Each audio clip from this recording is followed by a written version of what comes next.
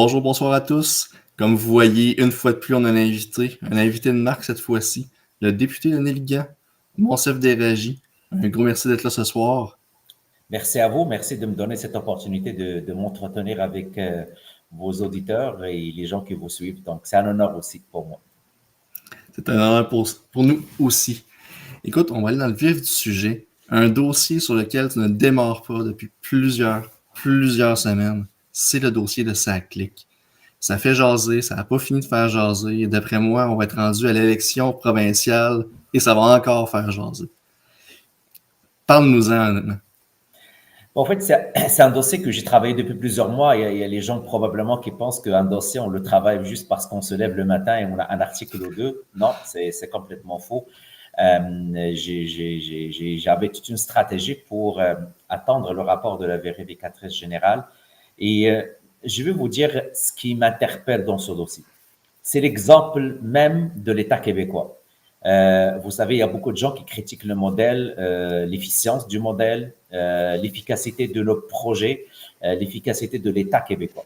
Et quand on prend cet angle d'analyse, c'est très facile par la suite de comprendre pourquoi c'est un scandale. Donc, c'est quoi la définition d'un scandale ou d'un fiasco? C'est l'exemple qu'on a devant nous avec SACLIC. Premièrement, il s'agit de la première importante transformation numérique de l'État québécois. Et on s'entend, c'est une transformation qui vise à gérer les permis de conduire et les plaques d'immatriculation. Pourquoi je le dis, entre parenthèses? Parce que la suite est encore beaucoup plus intéressante, surtout quand je vais vous annoncer que nous assistons présentement à la transformation numérique au ministère de la Justice et au ministère de la Santé. Donc, c'est pour cela que c'est un élément extrêmement important, c'est que ce projet de loi visait une transformation numérique où les acteurs responsables de cette transformation numérique n'ont pas fait les suivis nécessaires. Et quand je dis les acteurs, c'est les gens que vous avez élus, les gens que vous avez mandatés pour gérer l'argent du public. Et je nomme dans ce sens le ministre, l'ex-ministre des Transports, M. Bonardin. Donc, j'avais accès à des procès-verbaux, j'ai vu un peu ce qui a été fait. Ils ont engagé deux firmes, EY et PwC, pour faire le suivi des projets. Et au bout de la ligne, la conclusion, c'est une perte de 500 millions de dollars pour le moment, parce que le projet n'a pas été terminé. Il manque encore une autre transformation. Et à l'intérieur de la SAC, c'est deux systèmes informatiques qui roulent présentement.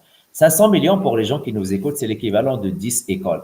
Donc, premier projet de transformation, premier échec du gouvernement, perte de 500 millions et perte de l'équivalent de 10 écoles. Donc, combien d'écoles nous avons perdu vu le manque de vigilance du gouvernement?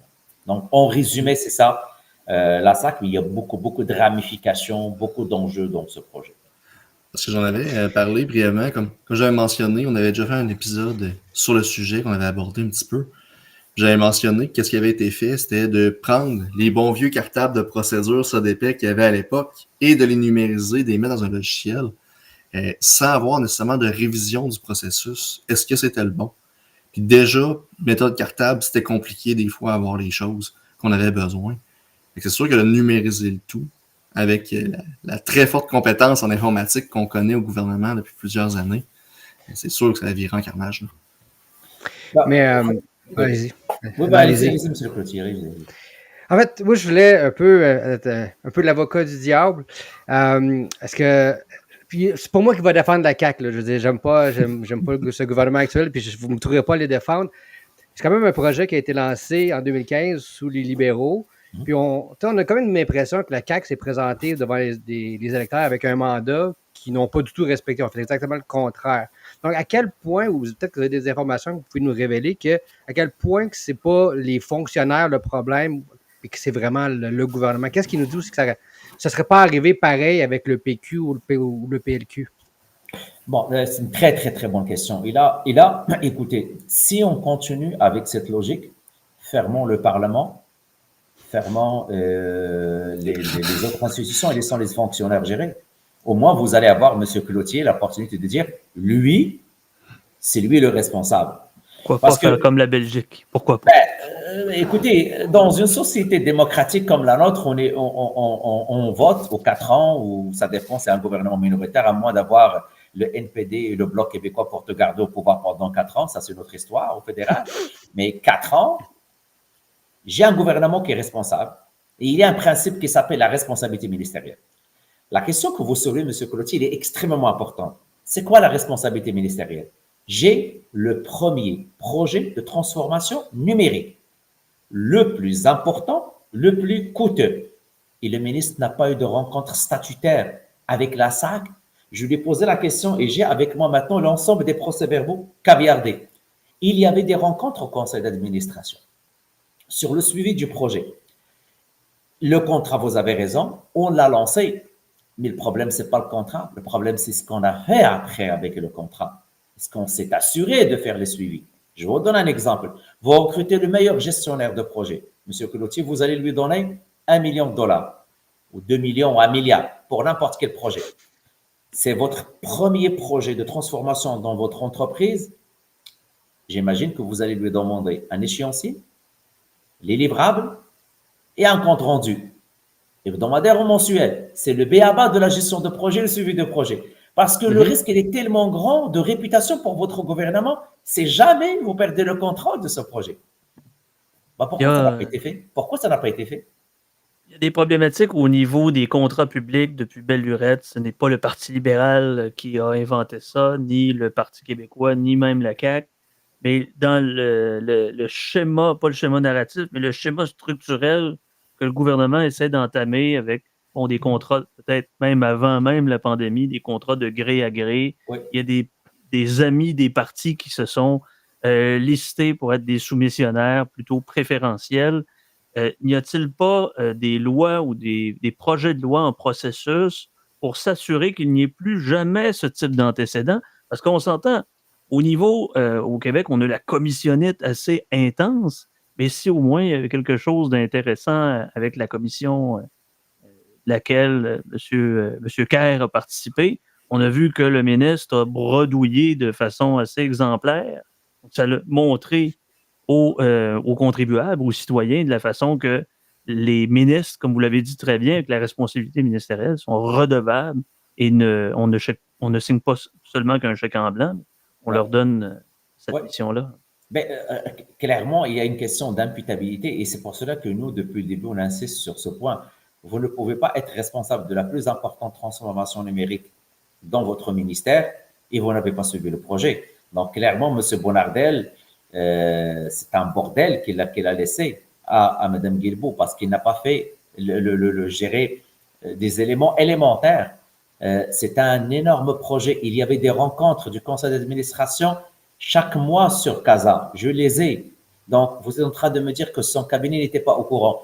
Donc, il ne fallait pas attendre qu'il y ait un dépassement de coût. Il ne fallait pas attendre qu'on n'arrive pas à livrer la livraison 1. Il ne fallait pas attendre et innover par un appel d'offres et fractionner les contrats pour que ça passe inaperçu pendant l'élection. C'est ce qu'ils ont fait et c'est ce que la vérificatrice générale nous a informé lors du dépôt de son rapport. C'est que tellement il y avait un enjeu, l'équipe avait besoin de 222 millions. Au lieu d'aller avec un appel d'offres, ils ont fractionné les contrats en bas du seuil pour que ça passe inaperçu pendant l'élection. Pourquoi? Parce que j'en suis sûr et certain que si ça a été le cas et diffusé pendant la campagne électorale, le titre va être du journal « Dépassement de coût de la première transformation numérique ». Et vous savez très bien, M. Legault, ce qu'il disait par rapport à ça. Là. Donc, c'est ça que je trouve un peu déplorable dans cette situation. Un ministre est responsable, est imputable. C'est lui qui doit donner des comptes au public. Mais là, lui n'a pas fait son travail avec la société d'État. Ça n'empêche pas que la société d'État est aussi responsable. Je ne dis pas qu'ils ne sont pas responsables, mais pour moi, c'est facile aujourd'hui de tirer sur la SAC, mais j'ai un ministre que lui, il ment, il dit « on m'a menti, on m'a trompé », ce n'est pas vrai. Sinon, vous n'êtes pas à la hauteur de votre responsabilité, quittez votre poste. Juste une petite question avant que Francis poursuive, parce qu'il m'a dit qu'il voulait partager quelque chose. Vous militez aussi pour un directeur parlementaire du budget, donc je pense que c'est un des chevals de bataille du PLQ. Ouais. Est-ce que, mettons, on aurait un directeur parlementaire du budget depuis 4 ans ou depuis 2018. Est-ce que c'est le genre de choses qu'il aurait pu détecter bien avant pour justement comme mettre un frein ou questionner la continuation du projet? On peut, parce que le directeur parlementaire du budget peut suivre l'ensemble des grands chantiers de l'État. Et là, c'est un point extrêmement important et on a poussé pour que ça soit même pour la prochaine, pour 2026. La CAQ refuse jusqu'à maintenant. Et là, vous avez vu avec un autre déficit de 13,6 milliards, je pense que nous sommes dû avoir un directeur parlementaire du budget. Pourquoi? Parce qu'au bout de la ligne, la dette nous tue et le service de la dette nous asphyxie. Le service de la dette aujourd'hui, là, c'est l'équivalent. Ce qu'on paie aujourd'hui au service de la dette, c'est l'équivalent du budget du ministère des Transports. Donc, vous avez raison, M. Cloutier. Un directeur parlementaire du budget, c'est celui qui va nous permettre de faire un scan de ce qui se passe au niveau de l'État. Même en amont, certains programmes, est-ce qu'on va être remboursé à temps? Est-ce que ce que le gouvernement dit, que c'est des prévisions de 5 ans, retour sur l'investissement aux 10 ans, est-ce que c'est vrai ou pas? Au bout de la ligne, rendre la gestion de l'argent public extrêmement importante. Le laxisme, on ne peut pas continuer à fonctionner comme ça avec un budget de 160 milliards, dont 62 milliards, c'est pour la santé. C'est la faillite de l'État si on continue comme ça à avoir des projets qui ne fonctionnent pas et on dit pas grave, on le laisse passer, on va trouver quelqu'un, on va essayer de rejouer dans les lois. Ça passe pas. Le modèle est voué à l'échec. Et s'il n'y a pas excusez-moi le terme, un vrai wake-up call, ben écoutez, regardez les revenus de l'État. Je ne sais pas si vous avez vu le budget hier, là. On ne peut plus se permettre des pertes de 500 millions, là. On ne peut plus. On n'a plus de marge de manœuvre. Non. Et, tu parlais de la gestion contractuelle qui avait séparé les contrats pour passer en dessous de la limite. C'est quand même ironique parce qu'on se rappelle, à la suite de la commission Charbonneau, une des choses qui avait été faite, c'est de passer une loi forçant les municipalités à adopter un règlement de gestion contractuelle. Oui. Et toutes les municipalités sont obligées de le faire. Et c'est quand même très contraignant. Pour avoir été conseiller municipal pendant 3 ans et demi, c'est quand même très contraignant à respecter. Oui. Mais de l'autre côté, le gouvernement provincial, qui est entre guillemets, le parent des municipalités, pas de problème, on va l'éviter. Oui. Et c'est ça qui est scandaleux, parce que dans le rapport de l'AVG, je vous le cherche, parce que moi, je l'ai encadré, là, parce que j'avais une rencontre privée avec la vérificatrice générale. J'ai posé une seule question. Je lui ai dit, tout ça, c'est arrivé quand? Il m'a dit septembre 2022. Mais moi, contrairement à l'ensemble des collègues, j'avais le procès verbal du conseil d'administration. Donc, quand la vérificatrice générale vous dit que l'option qui a été choisie, c'est parce que pour qu'il n'y a pas un risque médiatique et politique. Donc, la SAC a tout fait pour que ça passe inaperçu parce qu'il y a un risque politique et médiatique pour le gouvernement. Donc, j'espère que la commission d'enquête va nous éclairer sur ce point parce que c'est extrêmement préoccupant qu'une société d'État pense plus à un risque médiatique et politique que le risque de perdre l'argent des contribuables. Tout à fait. Entièrement d'accord. De toute façon, en fait, comme je dirais, les citoyens ne sont pas les serviteurs du gouvernement, c'est plus les gouvernements qui sont les serviteurs des citoyens. Donc, vous êtes public servant, vous êtes redevable de l'argent. Mais je veux dire, j'en paie énormément d'impôts. Fait que, moi, je veux qu'il y ait un retour sur investissement. Là, quand on dépense 500 millions là, puis 100 milliards là, je dis, à un moment donné, des fois, j'ai le goût de. Des fois, je l'avoue, là, je regarde des maisons dans d'autres provinces ou d'autres États américains. Je me dis, j'en ai pas pour mon argent. Oui, mais vous avez raison. Donc, c'est cette notion qu'il y a quelqu'un qui doit être imputable. Sinon, pourquoi il est ministre? Sinon, pourquoi il est responsable? Sinon, pourquoi il est ministre tutelle? Sinon, pourquoi il est titulaire d'une charge publique? Au fait, c'est des propos que pour moi, je suis juste choqué que quand je vois que, oh non, il n'a rien fait, le ministre. Excusez-moi, c'est qui était ministre des Transports, responsable de la SAC pendant 4 ans? C'est Bonardel. Combien de rencontres il a eu statutaires avec la SAC sur ce projet? Ou bien il leur a dit, je vous fais confiance, allez-y, faites ce que vous voulez. Mais on ne peut pas. Sans utiliser le terme outrecuidant de jurisprudence, parce que ça serait s'écarter un peu du contexte, mais si on voit ce qui s'est passé avec SACLIC, sera-t-il répétable dans d'autres contextes? On a un système de santé qui nous coûte tout près de 1 milliard par semaine, qui de façon écrasante ne dessert plus les contribuables, les malades. qui, de toute façon, on est en train de vieillir à vitesse grand V, donc on aura encore plus un gouvernement moribond et excessif dans son obésité.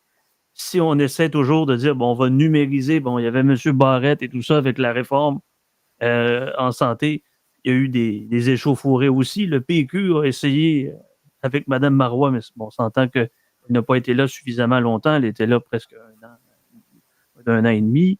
L'affaire, c'est comment peut-on se dresser une protection contre ce genre de dérive, là, au final, d'excès parce qu'on s'entend, les acteurs sont les acteurs, mais les règlements, il faudrait les changer, comme dirait le professeur Gelado. Si vous parlez des contrats informatiques, je peux vous dire aujourd'hui que je m'inquiète par rapport aux autres contrats informatiques. Je ne vais pas vous dire ni vous rassurer aujourd'hui. Oui, je m'inquiète. Est-ce qu'il va y avoir des dépassements de coûts? Oui. Mais j'espère que les ministres responsables ont pris bonne note de ce qui est arrivé avec Saclay, qu'ils vont assurer le suivi nécessaire. Parce que venir vers la fin du projet, au milieu du projet, dire on a perdu le contrôle, excusez-moi, vous l'avez échappé au début. Parce que quand tu viens du secteur privé, c'est déjà trop tard rendu à la moitié du projet et tu as un dépassement de coût. Quand je dis des rencontres hebdomadaires ou statutaires, c'est la base d'un projet, d'un projet ou d'une gestion de projet. Jamais j'ai eu des budgets à dépasser. Si je veux dépasser mon budget, j'ai 3 niveaux pour aller demander un ajout ou une augmentation de mon budget que je dois justifier. Et s'il n'est pas justifié, ben écoutez, c'est quoi la suite? C'est que je vais être renvoyé à la prochaine restructuration. C'est comme ça que ça marche dans le secteur privé. Il n'y a personne qui va vous dire le contraire. Le problème, c'est cette imputabilité qui n'existe pas dans le secteur public. Et vous savez quoi? Vous allez me dire, mais c'est pas tellement secteur public. Oui, ce n'est pas secteur public. La SAC, ce n'est pas vraiment, c'est une société indépendante. C'est une société d'État avec une loi qui la gouverne. Ils ont une certaine autonomie. Ils ont des salariés très bien payés, recrutés. Écoutez, là, on parle de vice-président de 230 000, 300 000 $. Donc, ne venez pas me dire, ah, c'est parce qu'il n'y a pas de compétences comme Québec solidaire. À Québec solidaire, ah, on les paye pas bien. Ça, c'est fou, là. Ça, c'est bullshit de Québec solidaire. D'ailleurs, c'est ça. De toute façon, le parti de la CAQ est au pouvoir, Québec solidaire est rendu obsolète. On en conviendra peut-être. Mais avez-vous un commentaire sur l'espèce de transition qui s'est fait? Excusez-moi le blanc de mémoire. Il y avait quelqu'un chez Hydro-Québec qui avait justement, c'était de la SAC, Clic, qui partait jusqu'à Hydro-Québec. Et à Hydro-Québec, il y a eu cette problématique-là aussi. Oui, j'ai vu ce qui s'est passé avec Hydro-Québec, mais c'est un raccourci intellectuel si j'essaie de dire, écoutez, du moment que ça a été fait à Hydro-Québec, c'est lui qui était responsable. Non, parce que moi, les PV que j'ai là, la pile de procès-verbaux que j'ai, il y avait des mises à jour statutaires mensuelles au conseil d'administration. Mais je reviens à la base. La base, c'est quoi? C'est qu'il n'y avait pas un suivi, un intérêt de la part du ministre. En fait, le grand patron, là, si on va prendre Logique Entreprise, le PDG était Bonnardel. Et il y avait son bras droit qui gérait la SAC, que lui-même a nommé président du conseil d'administration. Et un PDG nommé par le conseil d'administration avec l'autorisation du patron, qui est Bonnardel. Donc, vous gérez une entreprise, c'est une business. Oh, qu'est-ce que vous allez faire? Vous fermez les yeux, vous leur dites, faites ce que vous voulez. Même si vous allez dépasser 500 millions, du coup, ça pas de problème. Mais non, ça ne marche pas de même, là. C'est cette imputabilité que je questionne aujourd'hui parce que les gens nous ont élus pour gérer leur argent et leurs taxes et impôts et les gens payent déjà beaucoup de taxes et beaucoup d'impôts. Donc, quand ça arrive ici au Parlement, là où je vous parle maintenant, il y a une seule chose, c'est la responsabilité ministérielle.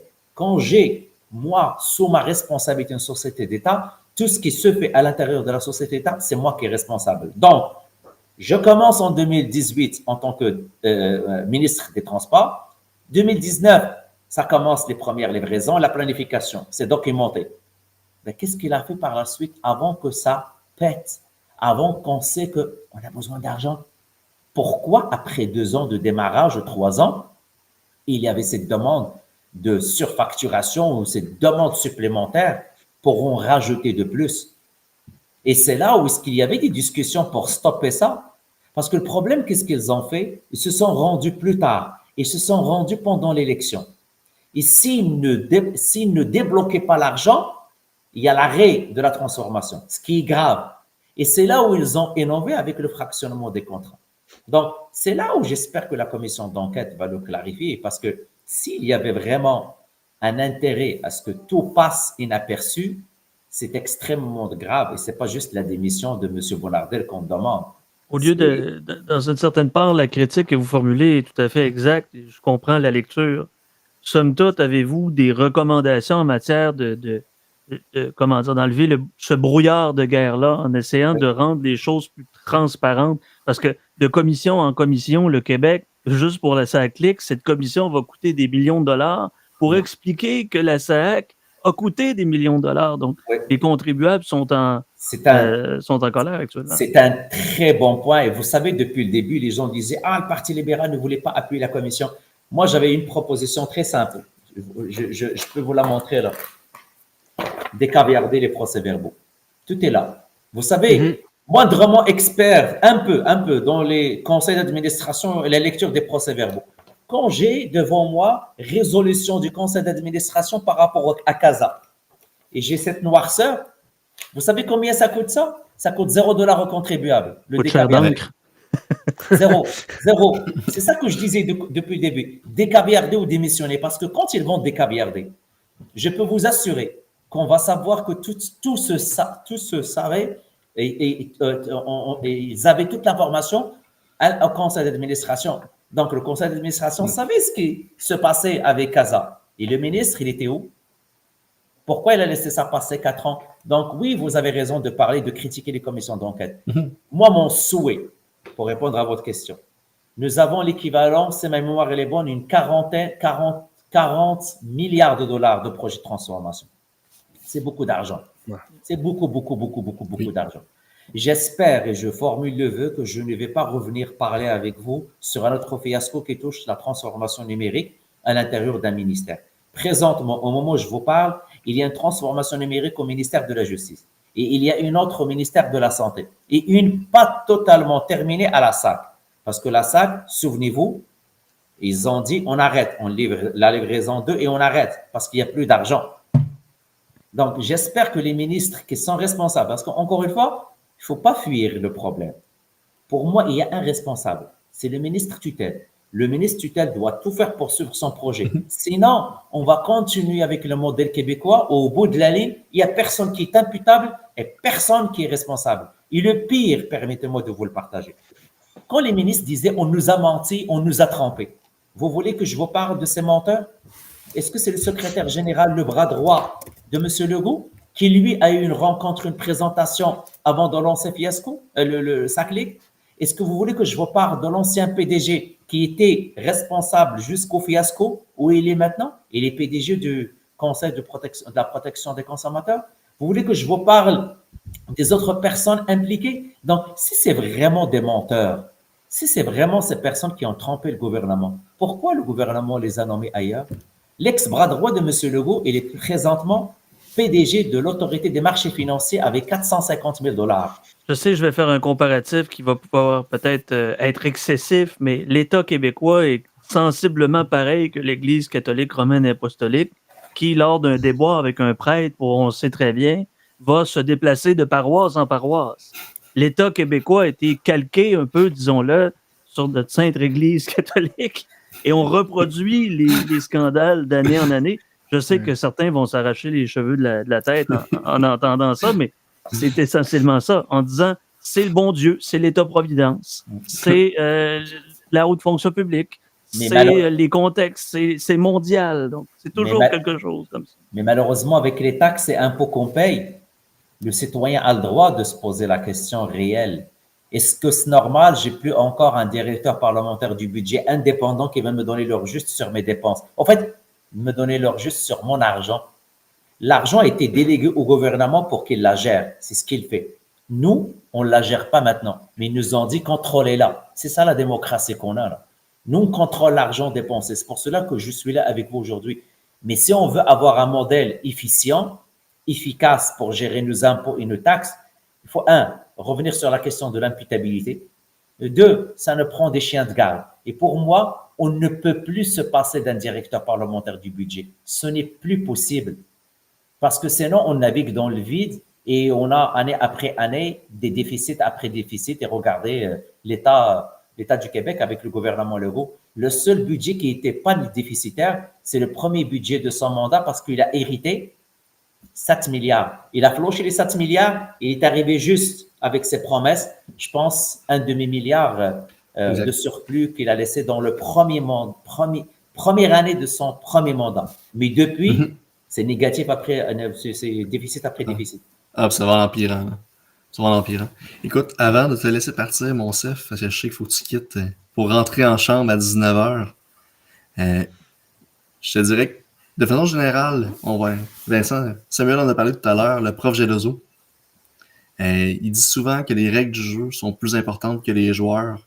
Je crois que dans la conversation qu'on a eue ce soir, c'est la preuve que parfois les joueurs aussi sont très importants et parfois même plus que les règles dans certains contextes.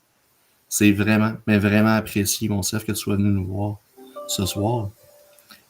Et comme on a dit tout à l'heure, si jamais tu es encore disponible par la suite pour te reconnecter un coup que tu as terminé tes votes, aucun problème, tu peux revenir, on devrait être encore là de notre côté.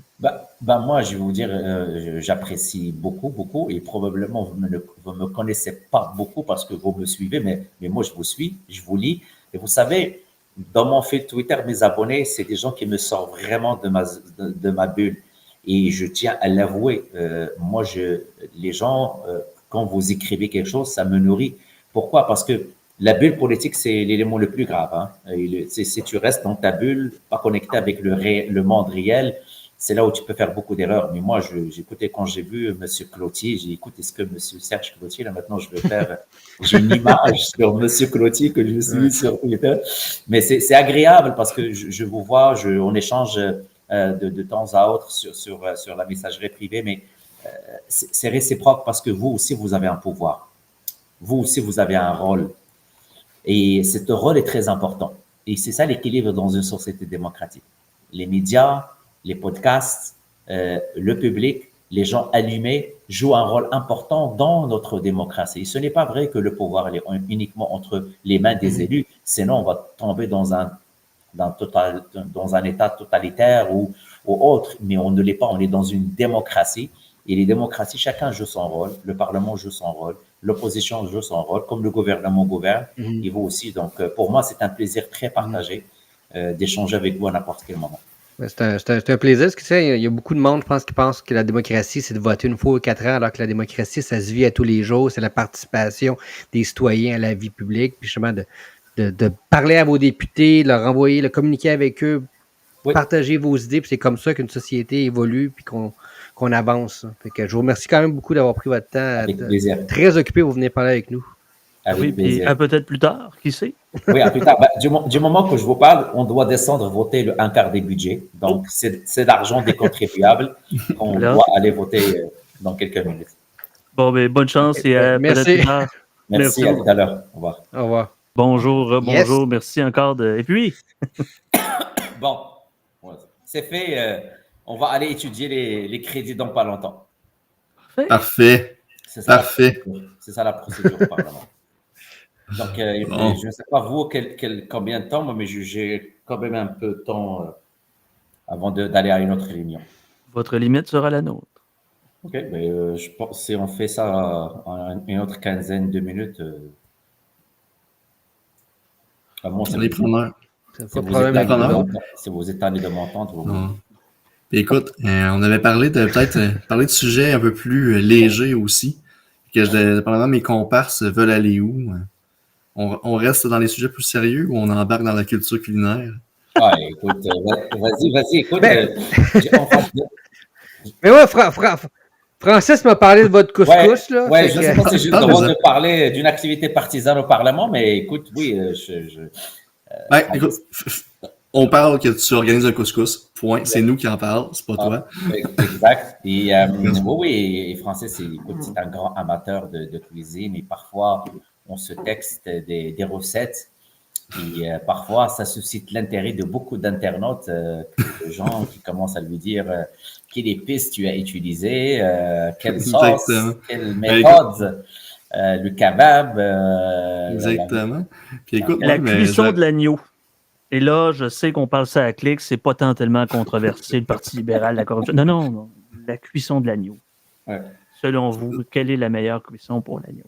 Ça dépend quelle partie de l'agneau, parce que l'agneau, Le jarret, mettons, le jarret d'agneau. Le jarret. Moi, j'adore tout ce qui est sur feu doux. C'est la meilleure. C'est toujours pas une température très élevée. J'adore, moi, l'épaule. L'épaule d'agneau, là, c'est la pièce que j'aime le plus au niveau de l'agneau. C'est doux, c'est tendre. Il y a du gras, du bon gras aussi. Là, moins musqué aussi. Hein, absolument. Mais il y a des gens qui aiment le gigot, mais le gigot, si tu n'as pas un 4 heures à feu doux avec des épices vraiment bien marinées et le laisser vraiment prendre le temps, tu ne vas pas le savourer. Mais moi, au début, là, les gens me disaient « Ah, l'agneau du Québec ne goûte pas bon, c'est pas bon, c'est pas bon. » Moi, j'adore l'agneau du Québec. J'adore l'agneau du Québec. Écoute, l'agneau de la Nouvelle-Zélande, c'est correct, ça fait la job, là, mais Hein? les quelques fois que je peux me permettre de l'agneau du Québec, c'est excellent. Ouais. Je vais vous poser une question, c'est mi-culinaire et mi-politique. Il veut te cuisiner. Non, c'est ça. Non, mais parce que moi, dans mon travail de tous les jours, je veux dire, je suis responsable pour ma ligne de produits du Canada au complet et de 10 États américains, donc je voyage beaucoup. Et la semaine dernière, j'étais à Ottawa et je parlais avec un chercheur à l'Université d'Ottawa qui est un Français. Puis lui, il adore les bons fromages. Puis il trouvait ça genre très triste qu'il faut qu'il y ait au Québec qui fait une provision de fromage qu'il ramène en Ottawa parce qu'il n'est pas capable de les acheter à Ottawa. Donc, avec les problèmes de frontière sud puis du libre-échange, donc, est-ce que ce ne serait pas une façon, justement, d'avoir... On a des très bons produits au Québec. Est-ce que ça ne serait pas plus facile, justement, d'ouvrir nos frontières et d'envoyer nos produits en Ontario, en Nouveau-Brunswick? Donc, qu'est-ce qu'on peut faire? Vous me ramenez à un échange que j'ai eu à Radio-Can en 2016 ou 2017, et je l'ai nommé « Est-ce qu'on est Canadien ou on ne l'est pas ?»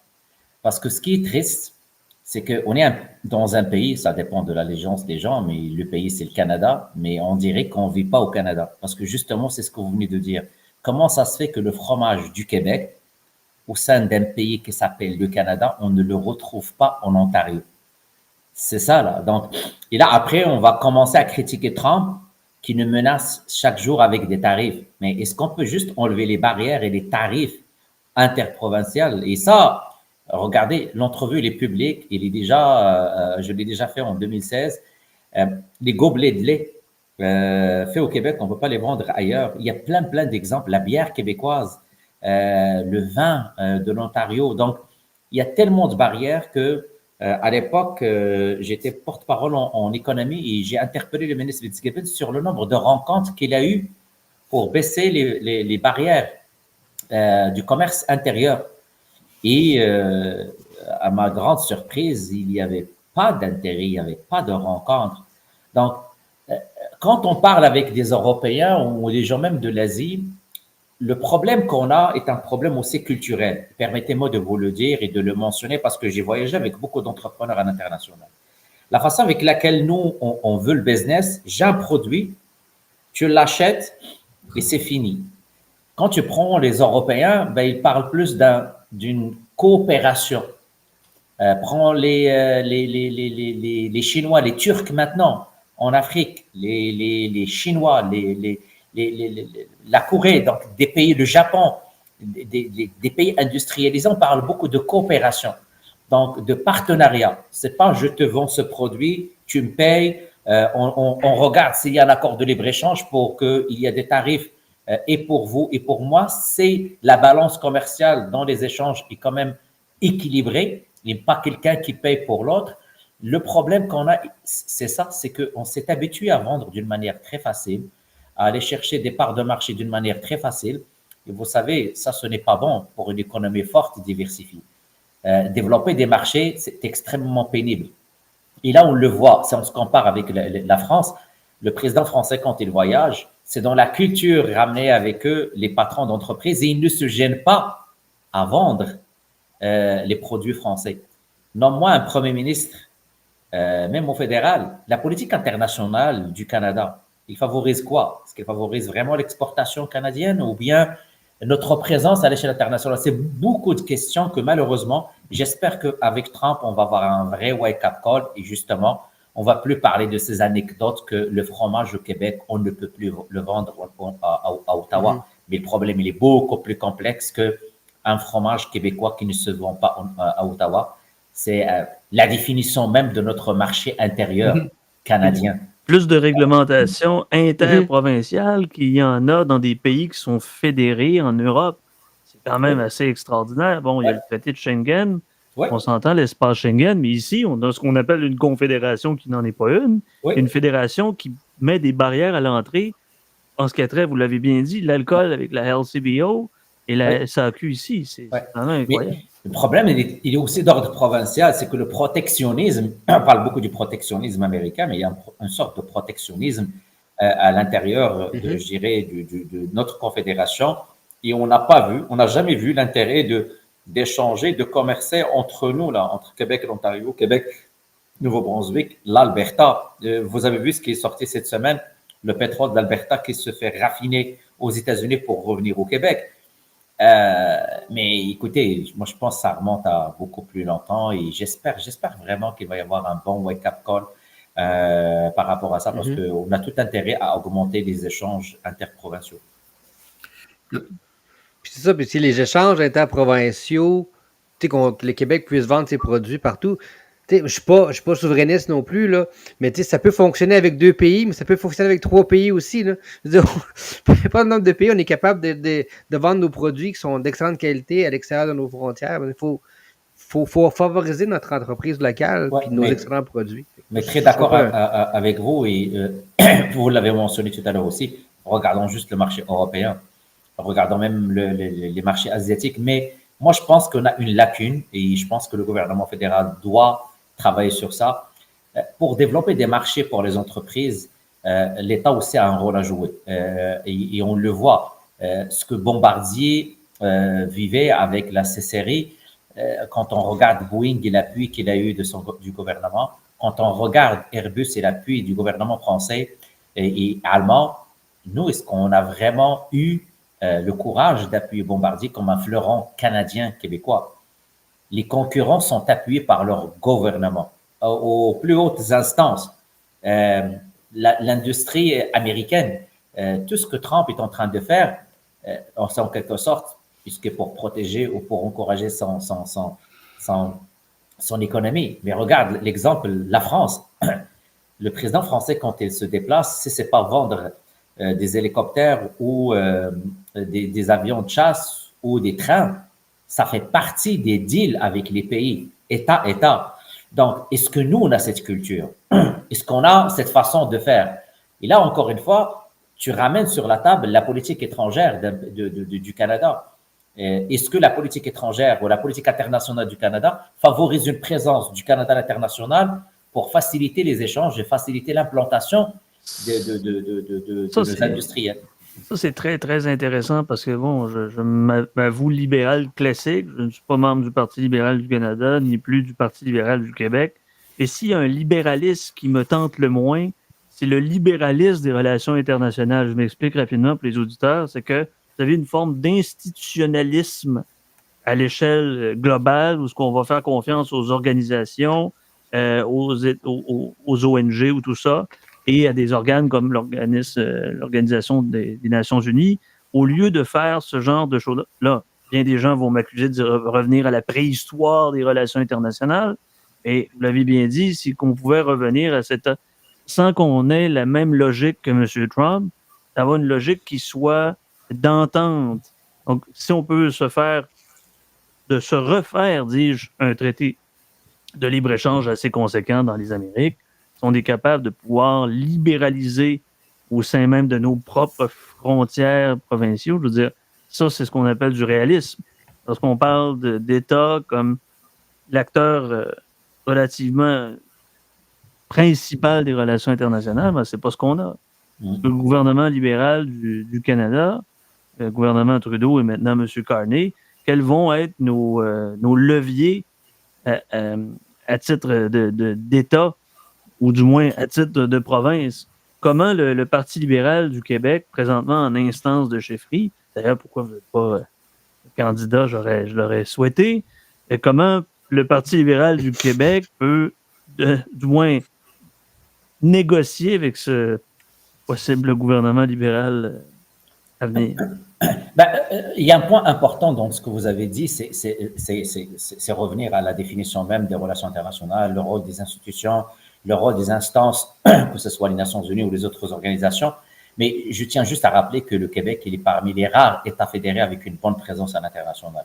Donc, je sais qu'il y a tout un débat sur les missions à l'international, de la représentativité du Québec, des déplacements, etc. Mais moi, je suis de l'école qu'il y a des relations. Le point de départ, c'est relations État-État. C'est très important. Et on le voit, on a plein d'exemples. Il y a plein d'exemples. Et les exemples regardent, encore une fois, certains pays émergents qui ont développé des bons liens avec d'autres pays et ça donne des résultats sur le PIB, sur la diversification de leur économie. Les exemples sont énormes, mais je me demande où nous sommes, nous, en tant qu'État fédéré, parce qu'on a une présence à l'international. Nous l'avons maintenu beaucoup avec les Américains parce que, avec raison, c'était notre partenaire numéro 1. Mais le Québec aussi, avec la politique internationale de plusieurs années, nous avons des bureaux de représentation en Afrique, en Europe et aussi en Asie. C'est ça qu'il faut renforcer, mais il faut passer à un autre niveau. Quand je dis relations État et État, c'est des sommets où, oui, le politique, elle est là, mais aussi les affaires économiques. C'est ça qui fait bouger les États. Et quand on dit on est un État, on peut faire beaucoup de choses. Inspirons-nous de ce que la France fait. La France, le président Macron, quand elle se déplace sur la table de discussion, il y a toujours des échanges sur les entreprises françaises qui font, je dirais, beaucoup de choses.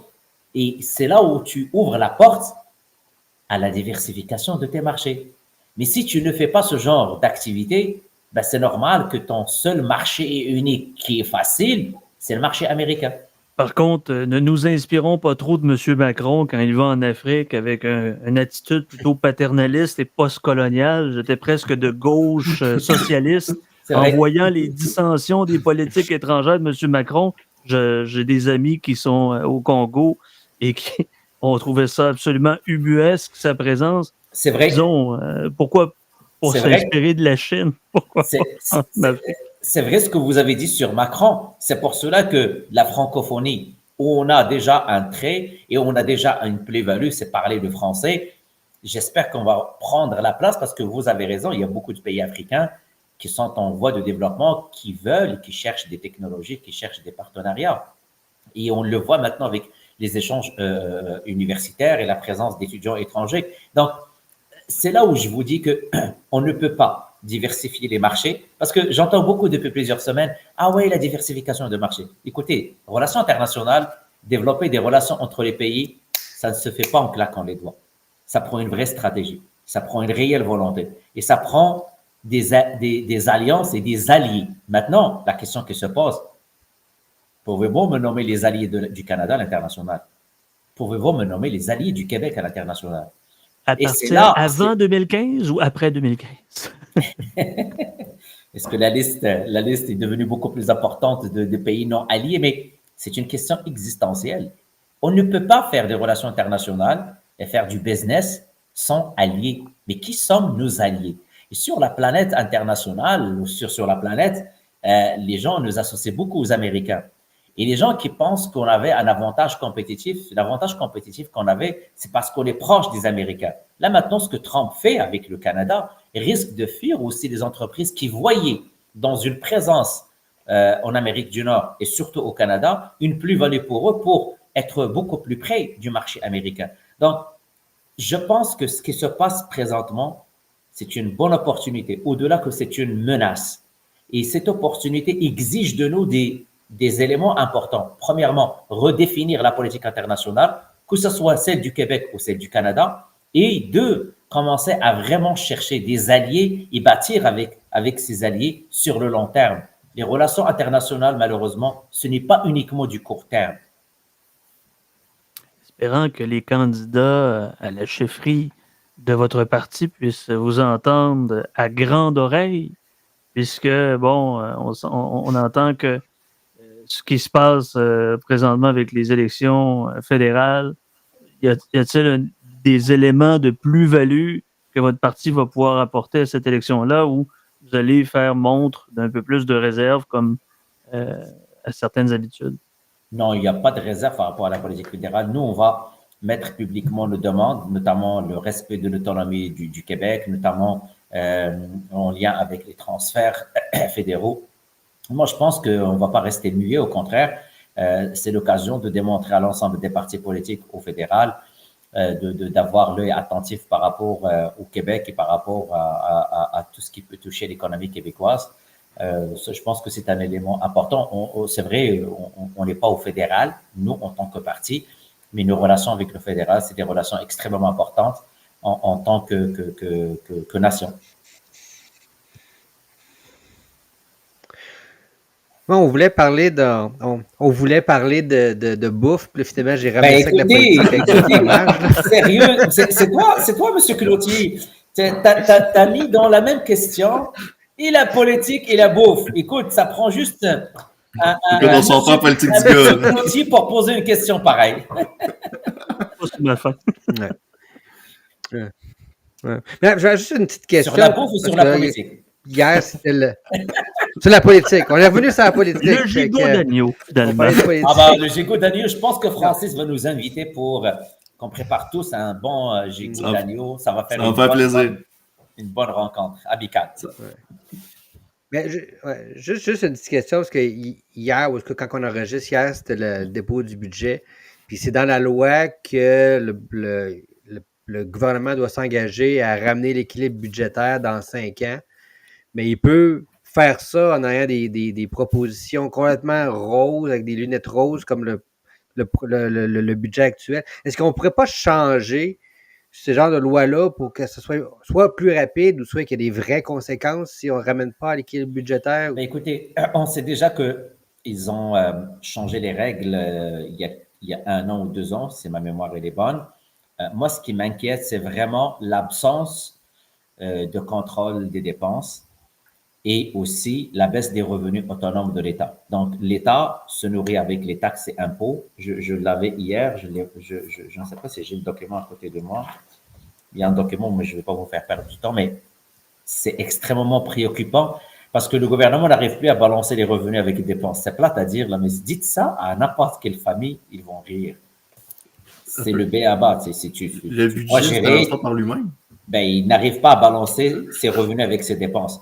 Et en plus, ce qu'ils ont annoncé, il va y avoir des conséquences, notamment sur le réseau de la santé, parce qu'à 3% cette année, on doit s'attendre à des coupures et à des gels un peu partout. Déjà, le réseau souffre de beaucoup de choses. Le réseau, il n'atteint pas la note de passage par rapport à l'efficacité. Donc, vous avez raison de dire que le gouvernement, comme à chaque fois, il surestime les revenus, mais il ne fait pas ce qu'il doit faire, c'est gérer les dépenses. Je donne des exemples. Quand tu as investi dans Nordvolt, quand tu as un SACLIC, quand tu as des programmes qui ne fonctionnent pas, où tu as dilapidé l'argent, ne viens pas pleurer que tu as 13 milliards de moins dans ton Ils font des générations qui restent encore de plus en plus vides comparativement à les Scandinaves, les Norvégiens qui ont un fonds souverain, ma foi, le 2e plus conséquent après les Chinois. Et là, on se demande, parce que dans l'intermission, je me demandais M. Carlos Leitao, qui nous a laissé quand même un bel héritage fiscal avec son passage comme ministre des Finances, avec le concours de ministre responsable du Conseil du Trésor, et tout ça pour rien. Tout ça pour voir dilapider ces fonds-là qui ont servi. Mais ça, moi, je le vois d'un bon œil. Vous savez, on peut être toujours pessimiste. Mais souvenez-vous que le Parti libéral a pris le pouvoir après un passage très court de Pauline Marois. Et souvenez-vous de Nicolas Marceau, ce qu'il disait sur les finances publiques et tout. Ça a été très difficile pour le Parti québécois. Et quand on a repris le pouvoir, oui, c'est vrai, nous avons pris des décisions difficiles, mais c'est pour le bien commun de l'ensemble des Québécoises et des Québécois. Et si on ne l'a pas fait, on ne va pas avoir la marge de manœuvre qu'on a laissée grâce aux efforts de l'ensemble des Québécois à la CAQ, qui malheureusement, au lieu de bien gérer, ils l'ont dilapidé. Je vous ai dit tout à l'heure, 7 milliards, et je pense que ça a fini par un demi-milliard de surplus. Et après, ça a été négatif. Donc, la bonne nouvelle, c'est qu'on est capable, le Parti libéral, Parti d'économie, Parti de la rigueur budgétaire, de rééquilibrer le budget et de baisser tout ce qui est déficit structurel. Parce que dans le déficit, la partie la plus difficile, c'est le déficit structurel. Et on l'a ramené à un niveau très, très, très, très bas, je pense même nul, avec le gouvernement de Philippe Couillard et M. Carlos Letao, mon collègue Carlos. Mais après, on voit qu'année après année, avec la CAQ, c'est le déficit structurel qui devient de plus en plus important. Et ça, c'est très difficile. Malheureusement, moi, j'ai perdu confiance avec la CAQ, qu'ils ont déposé presque 7 budgets déficitaires qu'ils vont le rééquilibrer dans le prochain budget. C'est leur dernier budget. J'espère qu'ils vont être renvoyés pour refaire leur devoir, parce que ça va être la première fois qu'un gouvernement de mandat, 95% des budgets déposés étaient un budget déficitaire.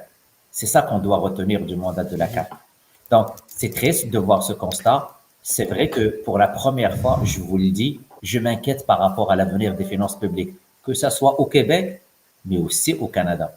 Parce qu'on ne peut pas continuer à gérer l'État, c'est l'État québécois, avec de l'argent de Monopoly comme ce que la CAQ fait maintenant. Donc, ce que M.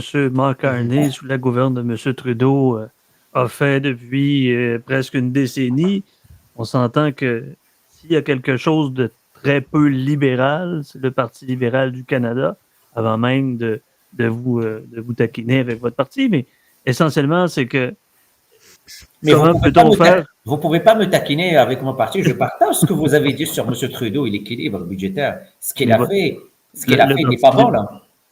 Non, mais essentiellement, il ne faudrait pas.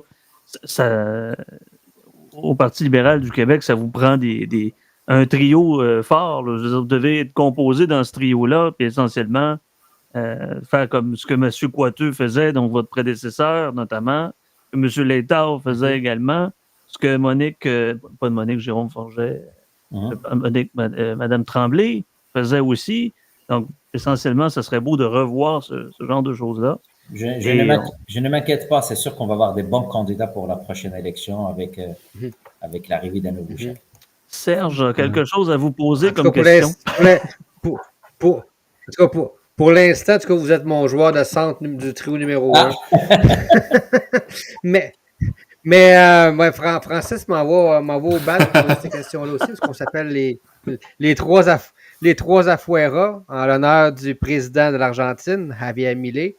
Donc, s'il y avait quelque chose que Monsef Déragi couperait dans l'État québécois, ça serait quoi? Ça serait quoi votre Afuera? Les programmes inutiles. Je dirais, on est prêt pour une réévaluation des programmes. Ça n'a aucun bon sens de lancer un programme et tu n'as pas d'indicateur de performance et tu continues à utiliser l'argent des Québécois pour quelque chose qui ne fonctionne pas et qui ne marche pas. Une révision des programmes est plus que nécessaire parce qu'au bout de la ligne, nous sommes très taxés. Les Québécois gagnent durement leur salaire, ils travaillent très fort, ils payent des taxes, on est aussi surtaxés. Donc, c'est à un certain moment, il faut être à la hauteur de la gestion de gérer de l'argent public, mais aussi au niveau des programmes, être beaucoup plus efficace. Vous excuserez, je pense que mon collègue voulait partager quelque chose, mais malheureusement, la page a expiré. Donc ouais, mais écoute, j'ai fait mal mon c'était pendant que Monsef parlait du bulletin de la CAQ.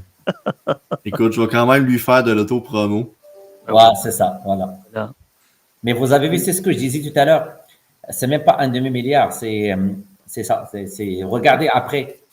Donc, enfin, il y avait eu un 4 millions la première année qui était dû à l'héritage. Puis après ça tombait à moins 800. C'est un 400 millions. 4 millions. 4 millions, OK. Bon, vous avez c'est plus 4 millions. Ça a tombé à moins 10 milliards après ça, l'année pandémique. Ouais. Sachant que l'année d'avant, sachant que cette année, ils ont hérité d'un surplus de 9 milliards. Mm-hmm. Ouais. Je partage votre avis. J'espère que la CAQ va être rayée de la carte à la prochaine élection. Parce qu'ils ont perdu la confiance. Ils ont perdu la confiance de la Chambre. Ils ont perdu la confiance des Québécois. Je pense que leur temps est venu. Faut qu'ils retournent. Moi, je pense que M. Legault a beaucoup misé sur sa crédibilité économique comme ancien PDG de Air Transat.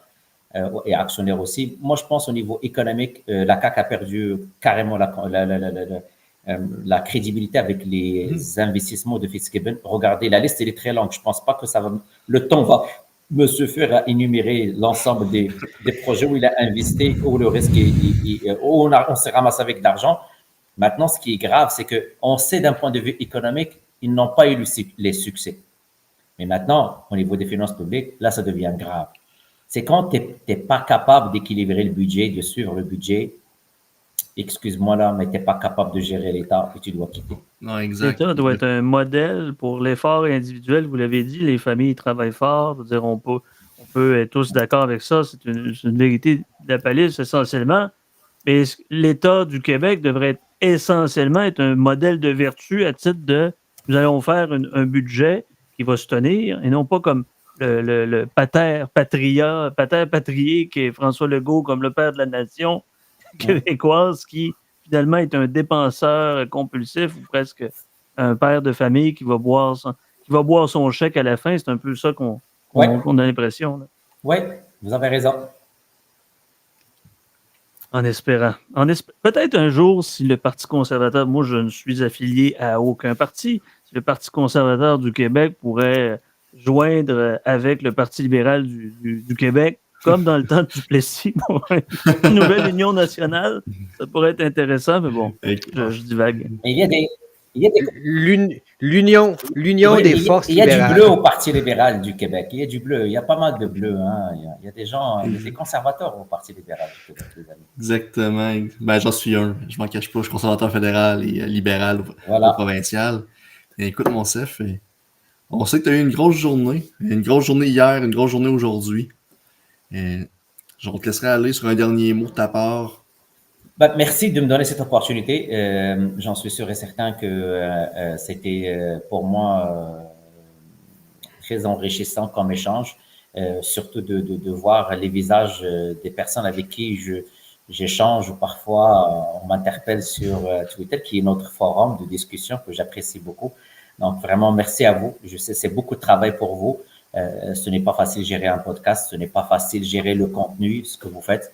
Et je vous félicite. Et si je peux revenir, si vous trouvez ce qu'on fait pertinent, ça va faire un grand plaisir de revenir à n'importe quel moment. Merci énormément de votre précieux temps. Je ne sais pas si on a autant d'heures de sommeil. En tout cas, vous n'avez pas l'air d'avoir autant d'heures de sommeil que moi. Essentiellement, vous êtes plus vivifié que moi. Et je m'excuse pour toutes les niaiseries que je peux dire sur Twitter. Pardonnez-moi que je ne sais pas ce que je fais, mais essentiellement, ne me bloquez pas comme le Bloc québécois et le Parti québécois. Je dois avoir au moins un défi qui peut être accessible. Aucun problème, avec plaisir. Merci énormément, M. Déragi. Donc, merci à vous. Prenez soin de vous. Bonne soirée. À vous aussi. Merci à tous nos auditeurs qui nous suivent. Donc, à la prochaine, tout le monde. Au revoir. Au revoir.